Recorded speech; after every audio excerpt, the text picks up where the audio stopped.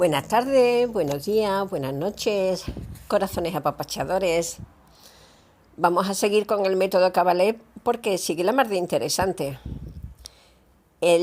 Los temas de hoy son cita con el ego y otro apartado que se llama ego superior, alma y átomo germen. Porque, ojo, aquí cuando hablamos de ego es ego con mayúsculas, no el ego del que hablamos coloquialmente, ¿vale? Pues empiezo. Es el capítulo 15, cita con el ego. Las tres regiones superiores del mundo del pensamiento se conocen con el nombre de región del pensamiento abstracto. Aquí yo recuerdo que hay otro pensamiento que es el pensamiento concreto. La quinta región contiene la idea germen del deseo y de las emociones en los animales y en el ser humano. La sexta contiene la idea germen de la vida vegetal, animal y humana. La séptima contiene la idea germen de la forma mineral, vegetal, animal y humana. Y aquí también recuerdo que no intentes aprender de memoria conceptos que te pueden resultar un tanto complicadillos. Quédate con lo que entiendas. Cuando llegue su momento entenderás el resto, ¿vale?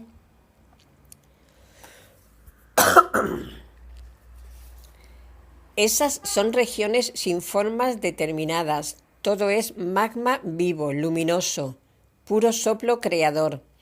Allí reside nuestro ego superior. El ego superior es nuestro yo espiritual, el yo creador, el que ostenta todos nuestros poderes, es el centro de la conciencia. Jung lo llamó el centro de gravedad del ser. Es la chispa divina emanada del Dios creador de nuestra galaxia. Los cuerpos que poseemos, el físico, el de deseos y el mental, son meros vehículos del ego divino, utilizados para la adquisición de experiencias que, con la disolución de esos cuerpos, se incorporan a ese ego divino que es como el disco duro central, la parte inmortal de nuestro ser. La esencia creadora, o Dios, puede ser comparada con una bengala, como ya explicamos antes, que al entrar en contacto con el fuego despide un reguero de chispas, o bien con una gran vela gracias a la cual se encenderían millones de velas. Esas chispas o velitas se desprendieron de la esencia creadora en el inicio de la creación y fueron lanzadas al torrente de la evolución. Mediante un largo y minucioso proceso, cada una de esas chispas fue reuniendo átomos para formar sus cuerpos recogedores de experiencias, el mental, el emotivo y el físico. El trazo que queda en nosotros de esa chispa primigenia y que es a la vez el embajador plenipotenciario de Dios en el hombre es lo que llamamos el ego superior. Las dos ambas escritas con mayúsculas.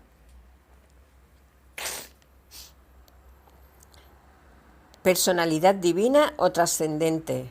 Es nuestro Dios interno. Es el director general de las entidades físicas, emotiva o mental, el que dirige nuestro interior. Y vuelvo a recordar que nosotros somos yo, tú, él, todos somos esas chispas divinas. El siguiente apartado se titula Ego superior, alma y átomo germen. En ocasiones se produce una cierta confusión entre los conceptos de ego superior, repito que con mayúsculas, alma y átomo germen. Vamos a tratar de aclararlos. Imaginemos que el átomo germen es como una semilla que va recogiendo las propiedades de la fruta que la contiene y que al final volverá a ser plantada. Antes lo comparamos a un disco duro. Pensemos en el alma como en un ministro que ejerce en nombre de su presidente y cuando éste se lo indica se retira de los cuerpos, entre paréntesis, y le resume todo lo acontecido todo lo acontecido durante su mandato. Y entre paréntesis, es como el ordenador que contiene los discos duros. En lo que se refiere al ego superior, siempre ha existido una cierta dificultad en comprender su naturaleza exacta y su función en nuestra evolución. Entre paréntesis, diremos que es el dueño del ordenador. Los egos fueron primero chispas divinas separadas del cuerpo de la divinidad, arrojadas del mundo de Dios para evolucionar en un espacio separado que conocemos con el nombre de mundo de los espíritus vírgenes. El objetivo de esta separación era asegurar la continuidad de la creación en ulteriores periodos. El Dios de nuestra galaxia debía asegurar una cantera de entidades divinas para cuando Él se retirara en el séptimo día de la creación a realizar tareas más elevadas. Era preciso que una parte de sí mismo descendiera a territorios jamás hollados por la divinidad, que se fuera al extranjero, como suele decirse en el lenguaje iniciático, cuando el candidato se dirige al país de la oscuridad. Y aquí reconozco que no conocía esa expresión, como siempre una comparación muy acertada. Se sabe que el progreso de la vida tiene lugar en dos etapas. La primera es la involución, el descenso hacia mundos de densidad creciente para recoger experiencias a través de la experimentación. Entre paréntesis, lo que la ciencia llamaría el Big Bang. La segunda etapa es la evolución, entre paréntesis también llamado Big Crunch. El regreso a la unidad universal, el desapego, la espiritualización, la comunión con Dios. Y aquí hago otra reflexión muy interesante. Sin involución no hay evolución, ni viceversa.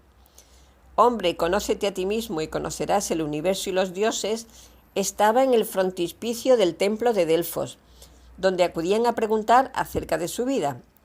Seguimos buscando fuera lo que tenemos dentro. Continúo.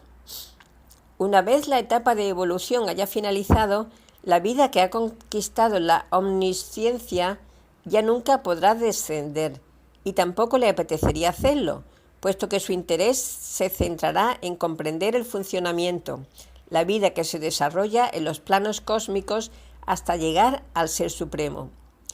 Pero como todo progreso entraña sacrificio, lo cual es una realidad a todos los niveles, la vida divina, para poder progresar, se ve obligada a crear nuevas unidades vitales y a separarlas de sí misma.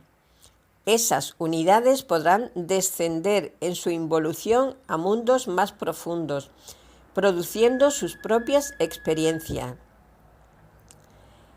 Y aquí aclaro que la etimología de sacrificio es hacer sagradas las cosas, honrarlas, y no el significado que le damos en el lenguaje coloquial. Una pregunta muy formulada es: ¿por qué el progreso siempre tiene que entrañar sacrificio? Por la misma razón que un globo, para elevarse, necesita soltar lastre. Pongamos que una persona se enfada con una amiga. Para superar esta situación se presentan dos opciones. La primera, que la amiga pida perdón y el otro la disculpe. La segunda es elevarse por encima del problema, es decir, que seamos capaces de valorar las circunstancias desde un punto de vista más amplio. Pero al aceptar esa visión estamos renunciando a una parte de lo que llamamos tener razón. En cierto modo nos estamos sacrificando para alcanzar un objetivo superior, la reconciliación. Conviene recordar que la palabra sacrificio viene de sacro facere, hacer lo sagrado. Y aquí aclaro que no había leído aún, cuando hice mi reflexión anterior, no había leído aún esto. Y también se me ocurre aquí que lo que entendemos por sacrificio tiene que ver y mucho con los apegos.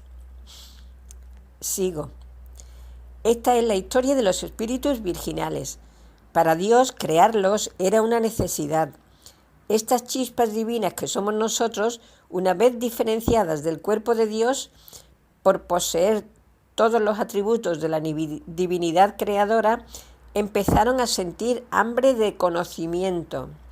Y este es el principio de nuestro desarrollo. En los comienzos, toda la oleada de espíritus virginales éramos iguales. La diferenciación empezó al individualizarnos como seres humanos. La técnica de ese descenso consistió en crear vehículos en cada uno de los mundos en los que se deseaba organizar la vida, a fin de que ellos aportaran sus experiencias al ego divino, el cual permanecería en los mundos superiores conservando su plena lucidez. Estas experiencias tenían un sentido si eran vertidas a una personalidad superior, susceptible de valorarlas y utilizarlas. En cambio, si esa personalidad hubiese descendido a su vez, confundiéndose con los avatares materiales, ¿a quién hubiésemos aprovechado? ¿A quién hubiesen aprovechado sus experiencias? Y digo yo que es una buena pregunta. Así, al vivir nuestros cuerpos experiencias personales y al ser estas transmitidas a nuestra virginal parcela divina, ésta empezó a diferenciarse de las demás, ya que unas sabían unas cosas y otras sabían otras. Los espíritus vírgenes dejaron de serlo para convertirse en egos con mayúscula, detentores de las mismas potencialidades por ser todos divinos, pero con conocimientos diferentes.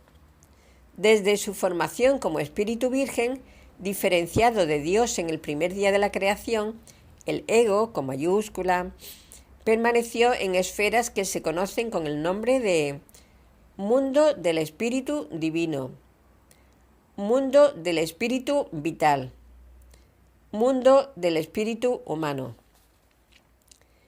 El mundo del espíritu humano corresponde a las regiones superiores del mundo del pensamiento. Cuando nuestro cuerpo físico adquirió el punto deseado de madurez, el ego descendió hasta él para ejercer su voluntad, voluntad con mayúscula y ego con mayúscula. Cuando los tres cuerpos mueren, los átomos gérmenes respectivos son depositados en el ego. Esta entrega tiene lugar en la región limítrofe que separa la parte inferior del mundo del pensamiento de la parte superior. De esta forma, después de cada vida en la Tierra, los átomos gérmenes de los tres cuerpos físico, de deseo y mental descargan su contenido experimental en el ego, que aumenta así su caudal de sabiduría. Y pone entre paréntesis: para evitar repeticiones de aquí en adelante, hablaremos simplemente de ego, pero teniendo en cuenta que Kabalev se refiere al ego superior, no al ego personal. Cierra paréntesis. A su vez, el ego aporta a los sucesivos cuerpos que va formando la iluminación adquirida en las esferas en que reside, las del triple espíritu, divino, vital y humano, uniendo de esta forma el saber del cielo al de la tierra. ¿Qué digo yo que se supone que es nuestra misión? Unir el cielo a la tierra. Corazones, besitos, besitos, besitos. Nos amo, nos amo, nos amo. Chao, corazones.